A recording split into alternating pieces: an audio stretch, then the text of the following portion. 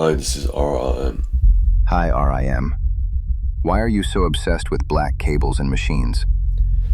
The first reason, because of my origin.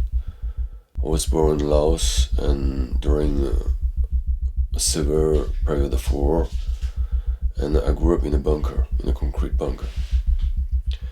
After that, I moved to France, and I grew up in a brutalism environment, concrete towers, big corridors, very bad architects. But it was my environment, and I didn't have any other repair. It was the only thing I can attach myself as a child, and I wasn't very attracted by architecture or art at first. I was just a little kid that wanted to be a cartoon drawer because I was very good in drawing. So I spent my childhood drawing and essentially figures. We weren't very rich at this period of time, and I didn't have a lot of toys. So I spent my time playing with machines, with hi-fi hardware, with computers, with all the things. And I had at this period of time to imagine that they were figures, they were robots. And as a child, it builds your imagination. The second reason is simply I just love it. No reasons. Just simple attraction. I like the aesthetics. I like the lines. I like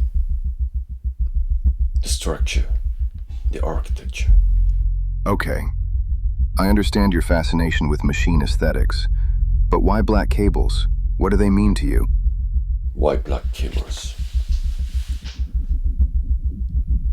First, I'm a nervous person. Extremely nervous.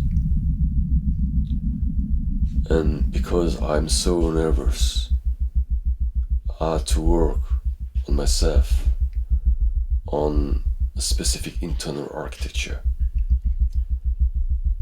And because of this research about internal architecture, I spent a lot of time working on an operating system for me.